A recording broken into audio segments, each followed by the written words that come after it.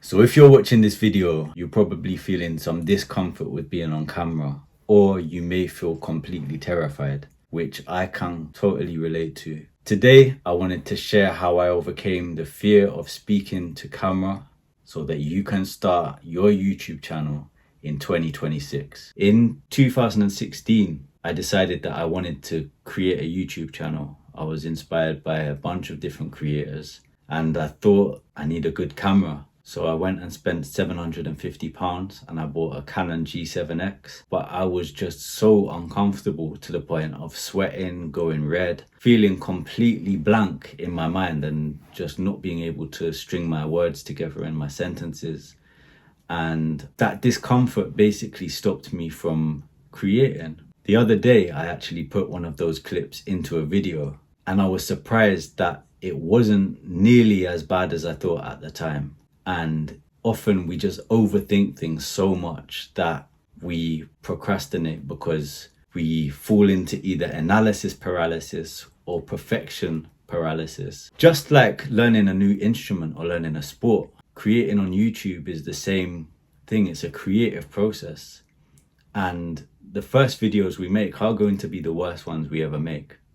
And so I think we have to give ourselves grace and knowing that being ready is a decision, it's not a feeling. Decide originally means to cut away from. And so it's cutting away from all those other options of not creating on the platform that we want to create on. There's a reason that you want to create on YouTube. And so we burn the boats and we say, this is what we're doing. When we were babies and we were unable to walk, we kept trying through those uncomfortable processes where we didn't have the balance, we didn't have the strength in our legs, and we couldn't do it yet, but we knew what we wanted to do. The same thing with talking, or even maybe you've learned a new language. There's always an uncomfortable phase in the things that we're learning, and we have to push through it. Something I learned from Tony Robbins is that we are always motivated to either get away from pain or move towards pleasure. And if we can increase the pain of not doing the thing that we need to do, we know that it's moving us towards a desired outcome, but maybe the pain of where we currently are isn't great enough to motivate us to move into action. For me, it was realizing that it's been almost a decade since I wanted to start my channel. And if I'd have created, a video per week for that decade, that would have been a few hundred videos. And the worst videos that I ever make are going to be the first ones. So in the creative process, I would have excelled in that time. As far as subscribers, that would have flourished too. And in terms of business, I know that I would have built something sustainable that would have freed me in terms of working anywhere, anytime, with anyone, on anything that I want. So my question to you is, where do you think you would be now if you'd had started your YouTube channel when you first had the inspiration to start? You can ask this in two ways. You can have an optimistic expectation of where you may be, because content compounds and over time you will keep getting better drastically, and at some point, as one video blows up, all the rest will accumulate much more views, and then of course more subscribers, more sales in your business, more brand recognition. And then secondly is, if you're being pessimistic, where do you think you would be? That might be that maybe you don't think that things would have changed that drastically over that time frame. Perhaps your creative process would have progressed dramatically and the artistic journey would have just been as fulfilling as anything else. Now, something that was really helpful for me is, as much as I go and study the creators that I love their content, what is it that I love about their content? Is it the scenery? Is it the lighting? Is it the way they share ideas? Is it the commonality that we have, the cinematic approach they have to creating their videos? Is it the pacing of the video? Is it the B-roll? We look at these polished channels that are out there. Something that I still enjoy doing is going onto my favorite channels and sorting the videos by oldest first and seeing the earliest videos that they have on their channels. Sometimes you're going to find that people are so embarrassed by those early videos that they just deleted them altogether. And other people leave them up because they enjoy being able to look back and see the progress.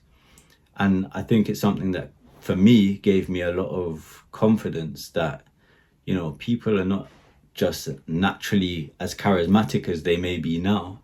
They might not be as confident on camera. They may not be as well articulated, but it's a skill that can be developed.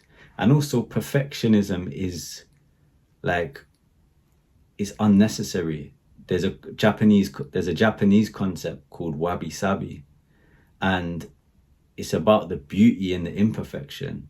I think that as AI takes over and everything becomes so perfect and polished, and you know, everything has its exact place, even music, even art, like it's becoming so generic in a sense.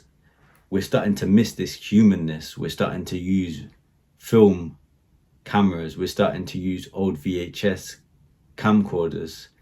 We want something nostalgic, and we want things that are unperfect. We want to see mistakes. We want to know that the person we're watching is human. We want to hear them mess up their words.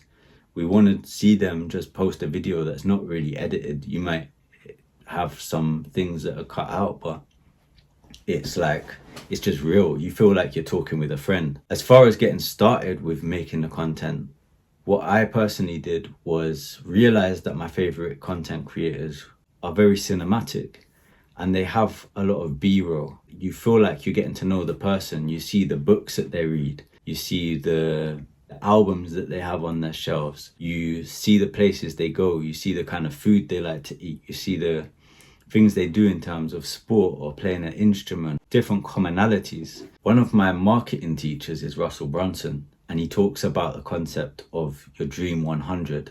It's essentially that you write down 100 people that have the audience that you would like to tap into. And I think that he doesn't speak about this angle of it, but to me it makes sense that, you know, if I wanted to tap into Rick Rubin's audience, or people that like those concepts of creativity, if I hold his book, I'm gonna resonate with other people who like his book.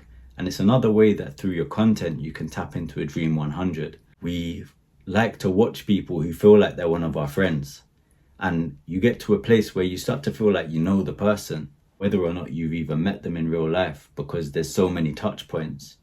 Even in marketing, we know it takes a certain amount of touch points across a certain amount of platforms before the average person will buy. And so these are all things to keep in mind as we're creating. Moving back to the B-roll, I think it's a way of getting comfortable on camera and getting into a place of having in your mind a place of knowing what's going to look good in terms of how the camera is placed, how the lighting is set up, getting comfortable just being on the camera without having to overthink talking and what you're going to say, how you're going to move your hands, how your body language is coming across, if you're going to smile too much because you feel awkward. You know, if you're making some food, if you're looking through your records, if you're reading a book, if you're sitting and watching some content, these are all ways of connecting with your audience, and they're going to see you sitting and watching something by Lewis Howes, Tony Robbins, Avatar, something that is, again, they're like, oh, that's dope, he's watching that live and direct. That's one of the greatest albums ever made, in my opinion. And I know that if somebody who knows the level that that album is watching this video, and they will notice it in the background, they're going to be like, there's a commonality there, there's a common interest. I had an autism assessment last month. I told him that I made music, and he asked me what kind of music I made, and I said I make reggae music. And I was sat right here, and he couldn't see that in the background, but he said that one of his favorite bands is Aswad. And I picked up the album and I showed it to him, and I said, that's funny, I've got this album right here. And he said his favorite album is Not Satisfied. For me, that was something that built real connection in such a formal meeting as an assessment, and made me feel a lot more comfortable to be there.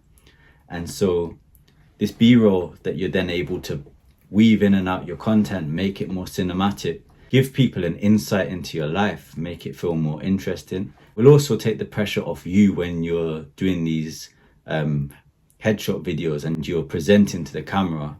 It's gonna make you feel a lot more comfortable, because if there is a part where you feel like I don't like the way I moved there, I don't like the way my face looked, I can put some B-roll over that and make it look great. And so it's just a win-win-win-win-win situation. The audience gets to know you better, it's more enjoyable to watch, you have less pressure.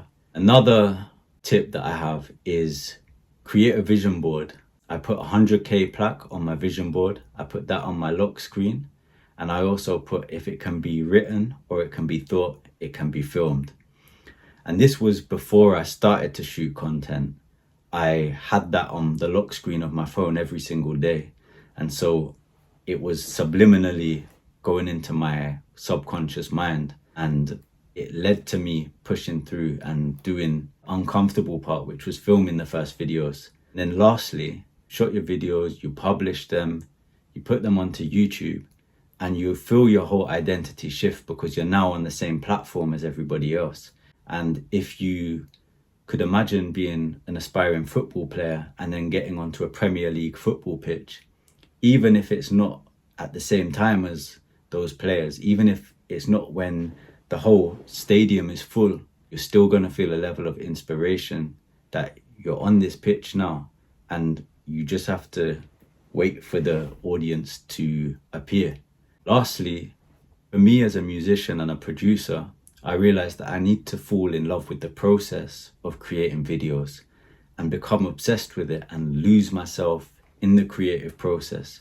A question that I have for you would be, how would the content that you make, your stories, your insights, your expertise, how would that impact you 5 years ago? And I think this can be a real motivation to find that courage to get onto camera, because it takes the pressure off of ourselves and it gives something to the viewer.